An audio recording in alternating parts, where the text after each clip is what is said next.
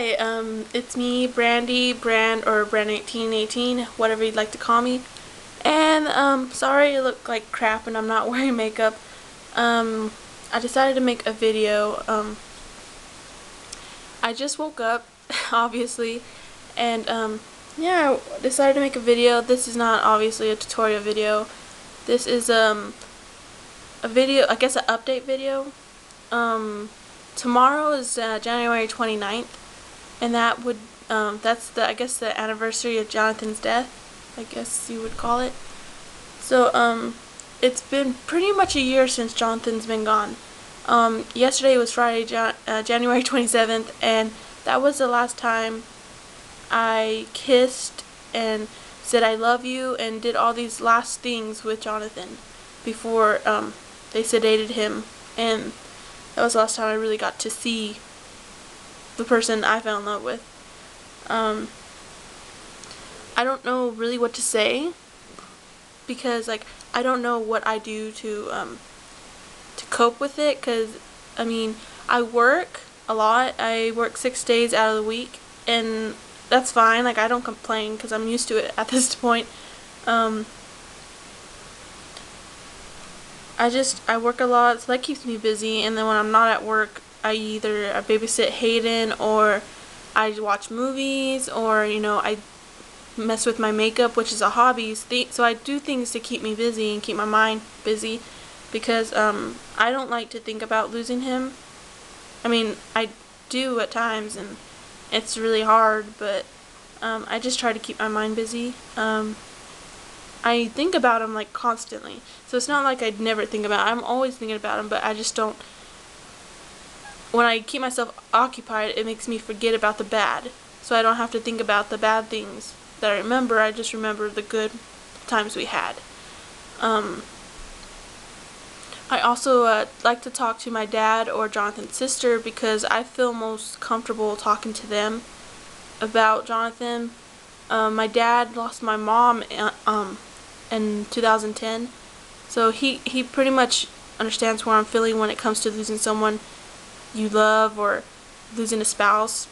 And his sister, I could talk to his sister, because she's a really strong person, and when I'm with her, I don't feel like I have to be that strong person. I feel like I have a shoulder to actually cry on, because usually I feel like I have to be the strong person for everyone else. Because people think I'm really strong, but I'm not. I'm far from it. I used to cry myself to sleep every night. I just would not cry in front of anybody, which I still don't like to cry in front of anyone. I don't really know what I do. Like, I just know Jonathan made me promise him that if he ever did pass away, that I would just move on with my life and be happy and eventually get married and have kids and just live my life happy and not be depressed about all the bad things. But of course, that's Jonathan, more worried about everybody else except himself. So they're just things that I wish I could do. I guess have a real last kiss, because that would have been nice. Just to say anything that was on my mind, not hold anything back. I don't know, he was the love of my life, and it's been a rough year, but I'm surprised that I am not depressed, hardcore depressed. If I knew I was gonna get depressed. I mean, I lost my mom a year before, and then I lost Jonathan, so I just didn't want to start any bad habits. I didn't want to drink. I don't like to drink anyways, but I didn't want to start drinking because I lost them. And I don't smoke because I can't. I don't do drugs. I mean, honestly, I feel any of those things will numb how you're feeling, but it won't get rid of it, which is why people become addicted to those things. I still have a lot of people that care about me, so I feel if I ruined my life, I would upset them. And I don't know, it would only upset them. I know Jonathan and my mom would be upset. I don't know, I just miss him, and I loved him, and people can think what they want to think. I fell in love with Jonathan because he made me feel amazing, and he just understood me like no one else could. There's a lot of people that would judge about why I was with him if I knew he was sick. I knew he was sick the first, maybe the third email, because we met online. And he told me like the third email because he finally told me he was in the hospital. And I asked him why, and he told me he had CF. And I didn't know what that was, so I Googled it, and I found out what it was, and I realized it was a life-threatening disease. And did that bother anything? No, at first, all we wanted was to be friends. He wanted someone to talk to while I was in the hospital, and I wanted to make a new friend that lived in the same town as me. And that's all we wanted to keep it, was friends. We actually were friends for 2 months. For 1 whole month since he was in the hospital, we just emailed each other. And the next month we actually would hang out and just hang out like friends. And we started dating because I liked him. I was comfortable to be who I was in front of a person I didn't know. He was real. He didn't try to get in my pants. He didn't say he didn't want that. He just wanted a friend. And I guess that's what made me like him, because he wasn't a pervy guy just trying to get with a girl. He was a real person just trying to make a friend. And that was amazing. Like, guys aren't like that nowadays. And I could tell him anything. I could tell him more things than I could tell my best friend. And I guess that's messed up, but like, I don't know, like, he just understood me like no one else. And he was the one person, when I told him, I would do my makeup the way I liked it, he actually encouraged me and then told me I should actually be a makeup artist. And of course I didn't listen, because I thought he was just being nice because he's my boyfriend, right? But yeah, like, every time I do a makeup tutorial, I'm always thinking of him and how happy he is, because I'm finally listening to him and doing something I love.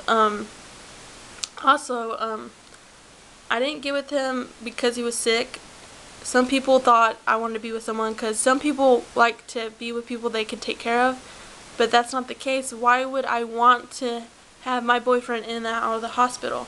Why would I want to worry every day until he came home? I mean, I wasn't with him because he was sick. I was with him because he was an amazing person. I never saw his illness. He had an illness, but that's not what I saw. I saw him as a person.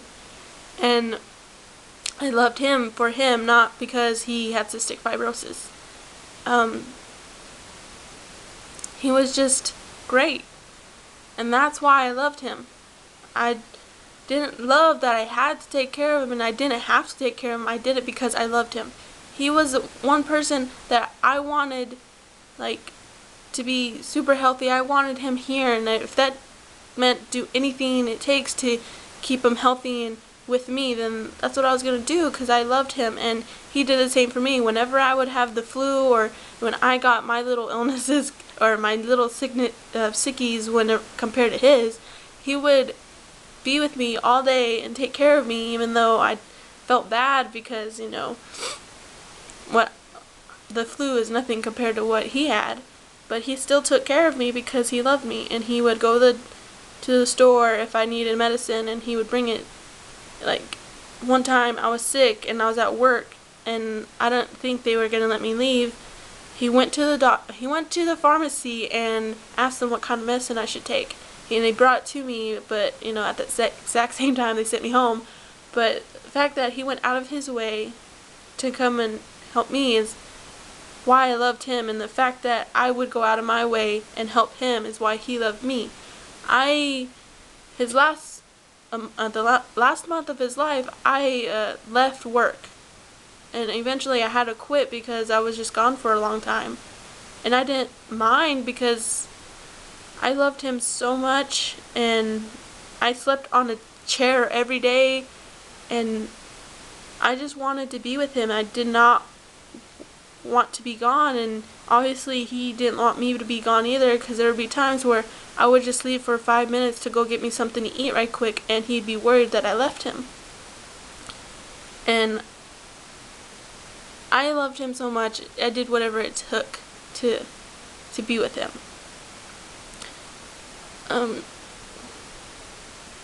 It just hurt our feelings that people would judge our love and judge our relationship whenever it was just as normal as anybody else's relationship that were in love, you know, except we never fought.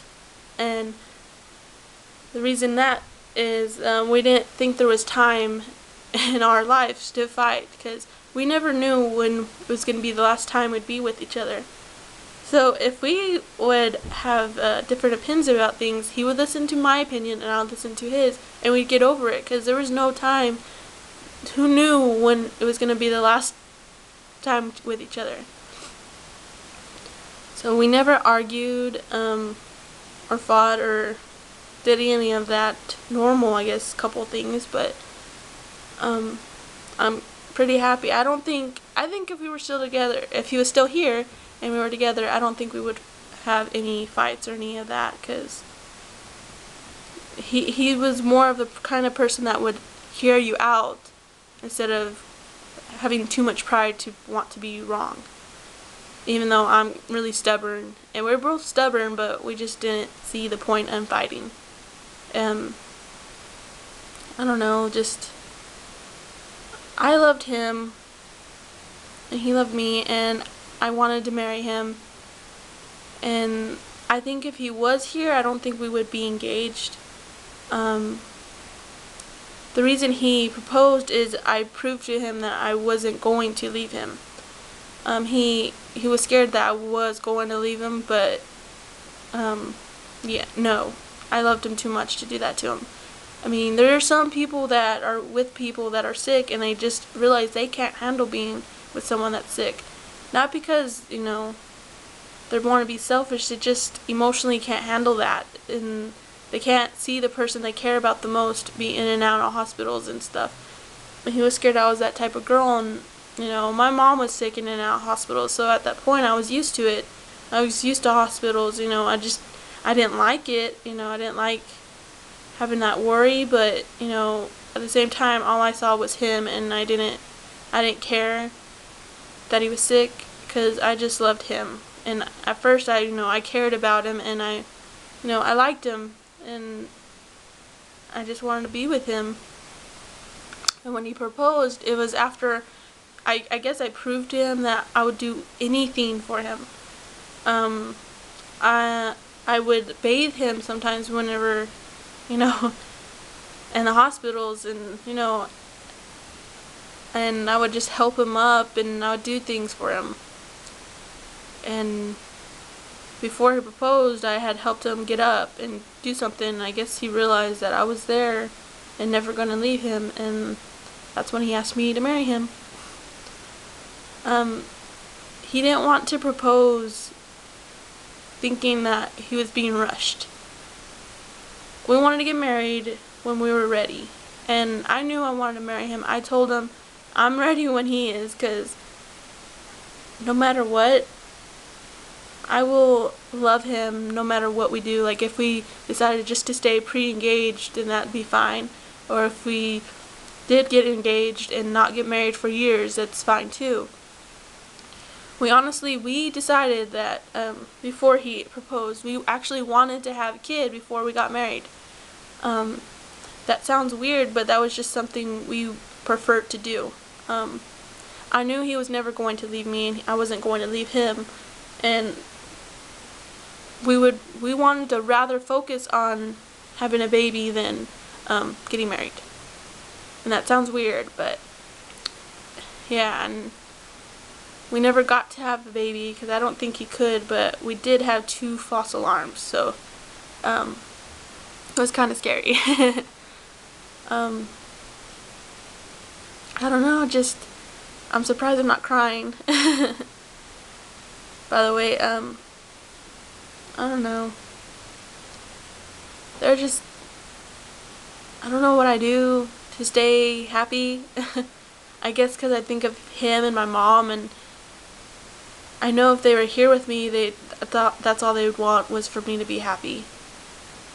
And when you're depressed, and it's kind of, you're being selfish because you're just thinking of yourself and how you feel, and you don't realize how much you're affecting not only yourself, but you are affecting everyone that's around you.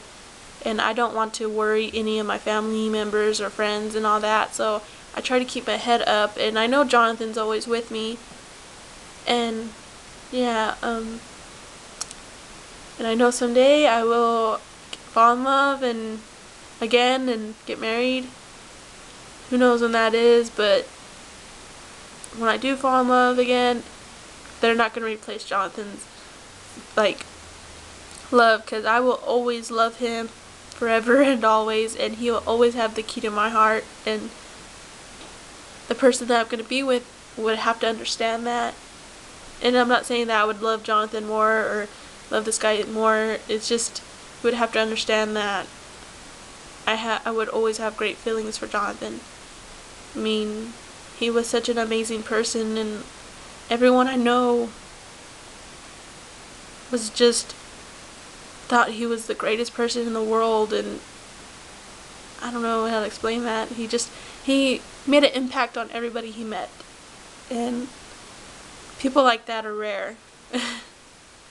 So I don't know how to explain how I'm coping. I just know I take little baby steps on trying to deal with this, and it's gonna be with me for the rest of my life. You know, this is something I'm gonna have to live with, losing someone, but thinking of the good moments is what helps me wake up in the morning and tell myself it's going to be okay. And I know Jonathan's with me, and if I'm upset or something, I could feel him holding me and telling me it's okay, no sad babies, and yeah, I don't know. But I guess I'm gonna go because I don't know what else to say. It's really hard to say what I'm feeling, and I probably repeated myself a couple times, but yeah, I'll talk to y'all later, and I'm gonna go. Bye.